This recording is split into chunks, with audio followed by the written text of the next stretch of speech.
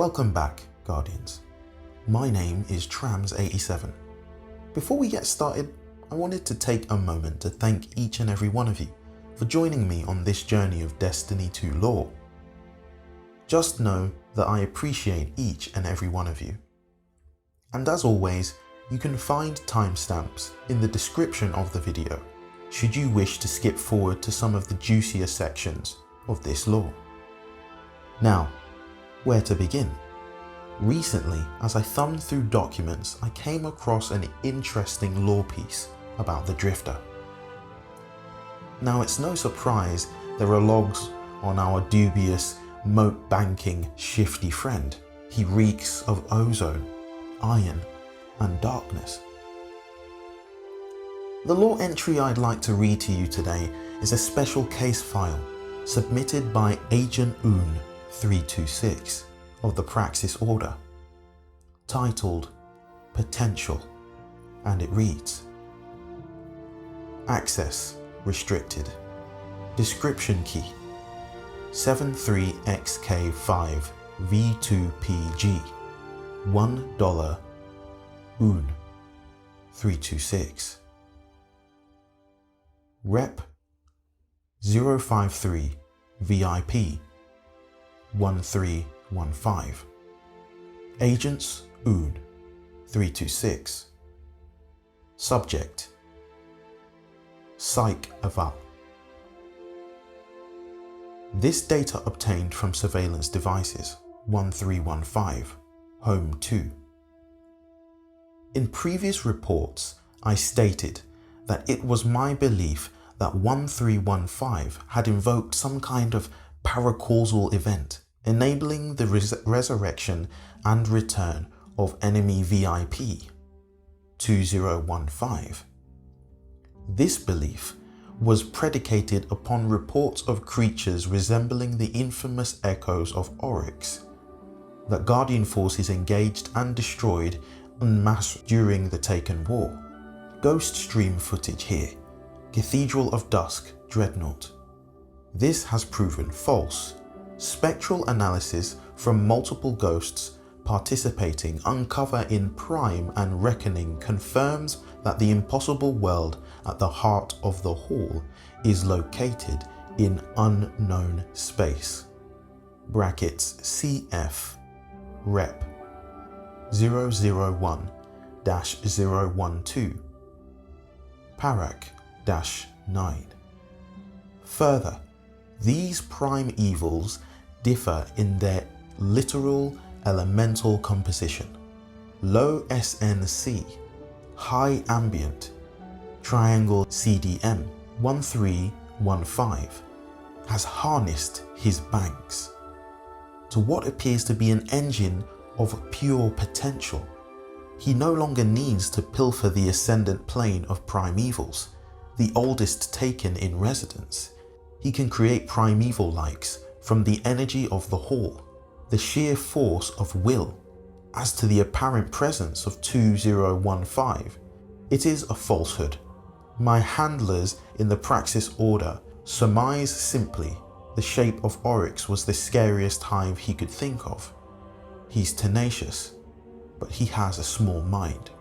Highly recommend we assess 1315 for the influence of paracausal forces or entities.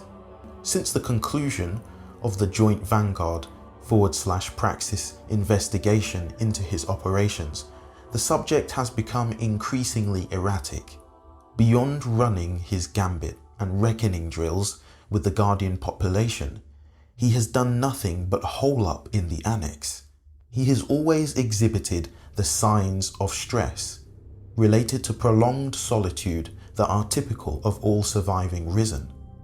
This manifest in the subject is prolonged and rambling conversations with either himself or as yet unseen ghost. However, his musings have become less and less coherent over time. Late into the night, away from the Guardian cohorts, he yells at voices that our surveillance equipment has never picked up. He has spoken to himself about trips across vast interstellar distances to realms no Guardian has ever described. Again, he has not left the annex in ages. One might say that I am overstepping even Praxis boundaries here, but I would say to them, the subject is free to leave any time. Following the results of my investigation, the subject has ceased regular reports to Lord Shax. I'm sure both prefer it that way. 1315 has broken none of the Vanguard decrees in that time, nor have any further guardians perished on his watch in Gambit or Reckoning. He is still a facilitator to murder and a thief, but he has done nothing to warrant eviction, as I had hoped. The Vanguard obviously still needs him. The following is a transcript of one of his late night rambling sessions, logged for evidence. Praxis Surveillance Report, Parties 1. Guardian Type, Class, Non-applicable. Associations, Gambit, Drifter, Annex. What now? What the hell is it you're trying to tell me? You showed me a universe with no light, dominated by the dark. What are you arguing? Steadfastness in the traveler's dogma? Ha ha! That's not obtuse enough for y'all. No, I don't think so. Because then you showed me a reality without shadows, a pure light from every angle. Nowhere to hide, everyone begging to die, like we did in the Dark Age. Light's no gift, but I already knew that. What else you got? Yeah, I know the coin doesn't lie. It's the only thing in this world I trust for real. But you know what? I control the coin, and I make my own fate. No one writes on this but me. You got that? You pencil-necked, phantom-assed geeks? Have some respect for people's stuff. I've refused the traveler's dogma for generations, and I'll reject yours. You can't boil my brain, brothers and sisters. I see you trying, but I'm already there. And if you think you have a handle on Orin, well, you don't know her like I did. You slip up just once, that girl will eat you alive. 9 steak sounds mighty tasty. If you can find it, scrape it all together. Get a fire going. That'll cook it.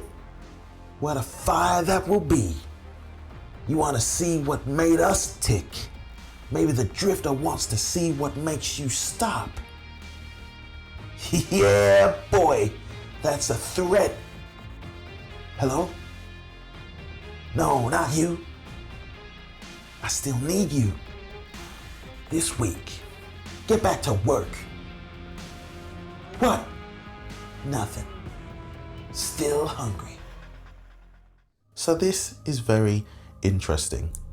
We can see that, to be honest, it seems like the Drifter has gone mad, but if we know the story, and those of you who have played Season of the Drifter will remember that he's talking to the Nine. So this is a conversation between the Drifter and the Nine, and it's clear that they are trying to convince him that their way is the best way.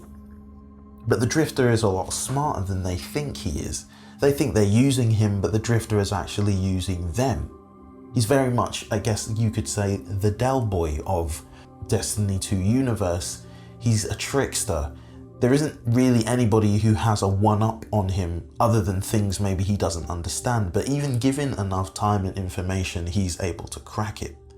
And what he seems to be trying to do is tread the line between light and dark and remain there. He really doesn't want to pick a side, and yet here he is helping Eris Morn. Now, this obviously could be maybe a mutually beneficial deal that works for the Drifter, and so he's using Eris, he's using the Vanguard, he's using the Traveler, he's using even the Darkness and everybody that they're allied with in order to just stay alive, to survive.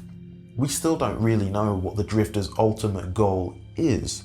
We don't know if he's actually a bad guy or if he's a good guy. Right now, he seems to be a good guy. But what happens when he gets what he's actually looking for, which seems to be some other paracausal power that doesn't require the influence of the light and the dark, but more a seed of the light and the dark? I think that that's perhaps what he's looking for. He's looking for a way out, because what do all tricksters do? Whether it be Loki or the Drifter, they're always looking for a way to power but also escape when things get too hot. So I hope that you've enjoyed watching and listening to this video. If you'd like to see more videos like this, don't forget to like and subscribe. And of course, thank you for your viewership. That's always more than enough for me, and I couldn't ask for anything more. But for now, that's it. Stay safe and Godspeed.